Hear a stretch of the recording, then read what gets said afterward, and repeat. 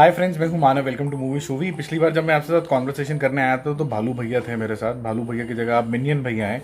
आप सोचेंगे कि सारे मतलब ये कार्टून टाइप के लोग मेरे साथ क्यों बैठे होते हैं। जब कभी भी मेरे पास रूम नहीं होता शूट करने के लिए तो मैं पहुंच जाता हूँ अपनी डॉटर के रूम के अंदर और वहाँ पर ऐसी बहुत सारी चीज़ें पड़ी होती हैं तो मैं एक एक चीज़ उठा लेता हूँ एज अ प्रॉप और वो फिर कैमरा में कहीं ना कहीं दिख ही जाता है। और भी बहुत सारे भालू भूलू यहाँ पर पड़े हुए हैं तो नेक्स्ट टाइम हर एक से आपको इंट्रोड्यूस कराऊंगा। एनीवेज, एक सीरीज़ है दोस्तों जिसके बारे में आज हम बात करेंगे और उसका जो सीज़न 3 आने वाला है उसका इंपॉर्टेंट अपडेट होगा, तो आप बने रहिएगा इस वीडियो के साथ। द मैंडोरियन का जो दोस्तों पार्ट 1 और पार्ट 2 आया था, सीज़न 1 और सीज़न 2, वो बहुत ही ज़बरदस्त तरीके से लोगों को पसंद आया क्योंकि जितने भी स्टार वॉर लवर्स हैं वो अभी तक मूवी की फॉर्म के अंदर इसको पसंद करते आए हैं। और ये बेसिकली एक जैसे कहते हैं ना ऑफ ट्रैक हुआ एक सीरीज़ पहली बार दिखाया जो लोगों को लगा था कि शायद पता नहीं अच्छा होगा बुरा होगा, लेकिन ज़बरदस्त इसको लोगों ने प्यार दिया to the extend that it has got 8.8 rating consistently on IMDb. Why I'm saying consistently, season 1 and season 2 collectively has got 8.8 का rating, which is superb. Now इसके बड़े सारे रीज़न है क्यों ये बड़ा हिट हुआ, ये आप खुद देखना अगर आपने नहीं देखा हुआ है तो मैं आपको ये कुछ रीजंस बता दूंगा कि क्यों आपको देखना चाहिए। पहले थोड़ी सी बैकग्राउंड दे देता हूँ। ये दोस्तों स्टार वॉर्स की जो दुनिया है उसमें आपको लेके जाती है, एक आउटर स्पेस में आपको लेके जाती है। ये beginning 5 years after the event of return of JD 1983 में एक स्टार वॉर्स की मूवी आई थी। मैंने नहीं देखी है एक्चुअली, मैंने स्टार वॉर्स की एक भी मूवी नहीं देखी है। तो जब मैंने मूवी नहीं देखी है तो मुझे ना तो कैरेक्टर्स के बारे में इतना ज़्यादा पता है कुछ। तो मैंने जब इसको देखना शुरू करा था तो मैंने ऑलमोस्ट 1 साल लेट देखना शुरू करा है ये सीरीज़ को। लेकिन जब मैंने देखना शुरू करा तो मुझे कुछ ऐसा नहीं लगा कि शायद मैं कुछ ऐसा अननोन कैरेक्टर्स और अननोन स्पेस में डाल दिया गया हूँ कि मुझे कुछ समझ ही नहीं आ रहा है। तो यहाँ पर दोस्तों एक कहानी होती है एक बाउंटी हंटर की जिसको द लास्ट मैंडोलोरियन बोला जाता है। और ये इसको एक बाउंटी मिलती है कि जाके एक बच्चे को रेस्क्यू करना है जिसका नाम होता है ग्रोगू। हाँ जी, ग्रोगू बड़ा क्यूट सा ऐसे मिनियन टाइप का ही एक क्रीचर होता है। अब जब उसको रिकवर कर रहा होता है तो कहीं ना कहीं उसके अंदर एक जो कहते हैं ना जज्बात से जाग जाते हैं। और जब वो हैंड ओवर करने ही वाला होता है बच्चे को तो वो उसको लेके भाग जाता है। अब उसकी वो प्रोटेक्ट करना चाहता है। वो प्रोटेक्ट अब क्यों करना चाहता है, उस बच्चे के साथ क्या होने वाला था गलत, वो आपको दोस्तों यहाँ पर देखना होता है। और इस बच्चे के अंदर कुछ स्पेशल पावर्स भी होती है और जब आप इसको देख रहे होगे तो कहीं ना कहीं आपको वो जो कोई मिल गया वाले जादू की भी याद आएगी। अब जादू काफ़ी बड़ा क्रीचर था, मतलब almost half the size of Hrithik Roshan था। ये बहुत छोटू सा बच्चा है जो बिल्कुल ही इनफैंट टाइप का होता है। अब दोस्तों चलते हैं कि इसको आपको क्यों देखना चाहिए। देखिए, अगर आपने स्टार वॉर्स नहीं भी देखी है तब भी आप इसको एंजॉय करेंगे। जिन लोगों को भी आउटर स्पेस वाला एक्शन सीरीज़ या मूवीज़ पसंद आती हैं तो आपको काफ़ी ज़्यादा पसंद आएगा। बहुत से लोग जो इंट्रोडक्शन चाहते हैं स्टार वॉर्स के मूवीज़ के लिए, जिन्होंने नहीं देखा है वो देख सकते हैं।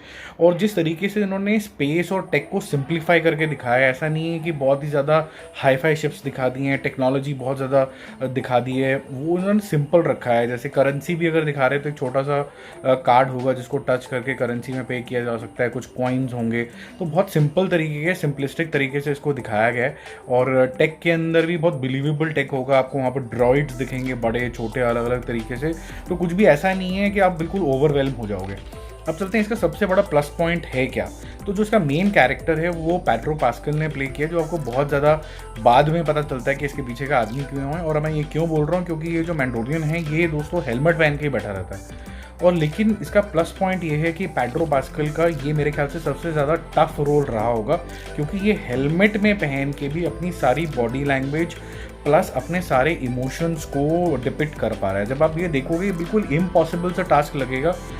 जब आप मेरे ख्याल से जब आप चौथे पाँचवें एपिसोड तक पहुंच जाओगे और आप देखोगे कि ये सब एक्शन सीक्वेंसेस हो रही हैं, लेज़र गन्स चल रही हैं, रेड वाली ड्रॉइड्स वगैरह हैं, ये अपनी साइड पे है, वो अपने ग्रोगू को सेव करना चाह रहा है। बट एक चीज़ आपको बड़ी अजीब लगेगी कि आपने जो इमोशंस हैं पेड्रो पास्कल की, जो द लास्ट मैंडोलोरियन है हेलमेट के अंदर, वो सब समझ लिए। वो कब उदास है, वो कब मतलब फाइटिंग स्पिरिट के अंदर है, वो उदास के साथ अपनी पुरानी ज़िंदगी जब सोच रहा होता है वो। तो ये सारे जो इमोशंस हैं, जब वो भावना होती है ना कि एक बाप जैसी भावना भी उसके अंदर आपको दिखेगी जब वो बच्चे को बचा रहा होता है। ये सारी की सारी भावनाएं जो हैं आपको स्टील के टीन के डब्बे के अंदर भी बिल्कुल अच्छे तरीके से समझ में आएंगी। तो ये था दोस्तों इसका सबसे बड़ा प्लस पॉइंट। अब देखिए ये जो सारा स्पेस है बहुत अच्छे तरीके से इन्होंने दिखाया है। मेरे को सीज़न 1 और सीज़न 2 दोनों बहुत पसंद आया। मैं सीज़न 3 की वेट कर रहा हूँ, तो मैंने रिसर्च करना शुरू करा कि ये कब आएगा। तो दोस्तों सितंबर में इसकी शूटिंग शुरू हो रही है सीज़न 3 की। ये काफ़ी एक्सपेंसिव सीरीज़ है,